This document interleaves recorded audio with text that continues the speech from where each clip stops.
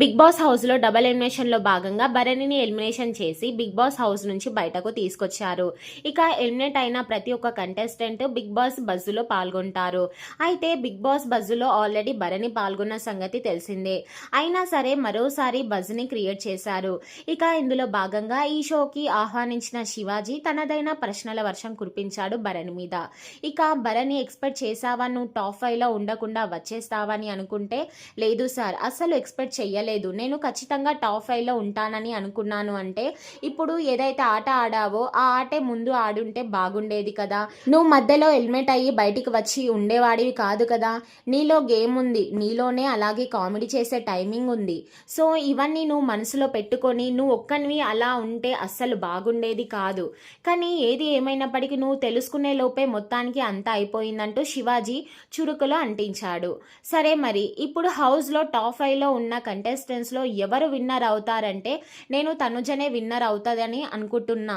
ఎందుకంటే గనక తనుజ డే 1 నుంచి ఇప్పటి వరకు కూడా చాలా బాగా గేమ్ ఆడింది. అంటే ఏంటి, ఇంకా ఎవరు ఆడలేదంటారా? వాళ్ళందరూ ఆడింది వేరు, తనుజ ఆడింది వేరు. సో అమ్మాయి అయినా సరే ఎక్కడ గివప్ ఇవ్వకుండా 100% ఎఫెక్ట్ పెట్టి గేమ్ ఆడింది. సో ఆడియన్స్ కూడా నేను ఏమనుకుంటున్నాను అంటే, ఇన్ని సీజన్స్లో ఒక అబ్బాయిని మొత్తానికి విన్ చేశారు, కానీ బిగ్ బాస్ సీజన్ 9లో ఒక అమ్మాయిని విన్నర్ చేయాలని అదే తనుజ అని అనుకుంటున్నాను. సో చూద్దాం ఏం జరుగుతుందో అంటూ బిగ్ బాస్ బజ్లో మాట్లాడారు భరణి.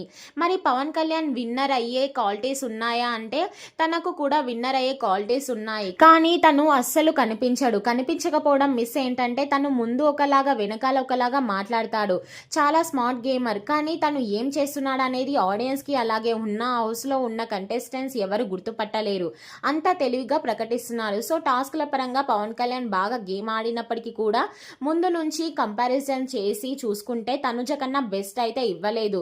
కానీ తనుజ డే 1 నుంచి వచ్చింది, డే 1 నుంచి కూడా గేమ్ బాగా ఆడింది.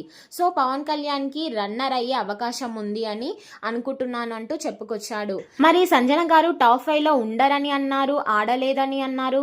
మరి టాప్ 5లోకి ఎలా వచ్చింది అంటే అది అదృష్టం అనే చెప్పాలి. ఎందుకంటే ఆవిడతో పోల్చుకుంటే నేను గేమ్ చాలా బాగా ఆడాను, కానీ జనాలు ఏమో ఎప్పుడు ఎలా నిర్ణయాలు తీసుకుంటారో వాళ్ళకే తెలియాలి. ఎనీవే, సంజన అయితే గనక టాప్ 5కి రావడం హ్యాజ్ ఏ బ్రదర్గా హ్యాపీగానే ఉంది. బట్ ఎలా వచ్చింది అనేది ఇప్పటికీ అయోమయంలో ఉంది అంటూ పక్కపక్క నవ్వుకొచ్చాడు భరణి బిగ్ బాస్ బజ్జులో. ఇక మరి ఇమాన్యుయల్ గురించి ఏం చెప్తావంటే, ఇమాన్యుయల్ గురించి ఏం చెప్పాలి, ఇమాన్యుయల్ కామెడీ టైమింగ్ బాగుంటుంది.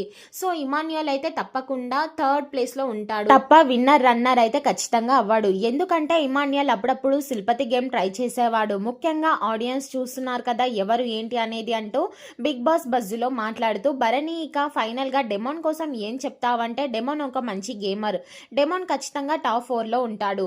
టాప్ 5లో అయితే సంజన గారు ఉంటారు, టాప్ 4లో డెమోన్, టాప్ 3లో ఇమాన్యుయల్, టాప్ 2లో పవన్ కళ్యాణ్, టాప్ 1లో తనుజ అంటూ బిగ్ బాస్ బజ్జులో సంచలన వాక్యాలు చేశాడు భరణి. మరి నిజంగా భరణి అన్నట్టు వీళ్ళందరూ అలానే ఉంటారా, లేకపోతే ఈ సీజన్ విన్నర్లో ఏమన్నా మార్పులు చేర్పులు ఉంటాయా అనేది కామెంట్ చేయండి.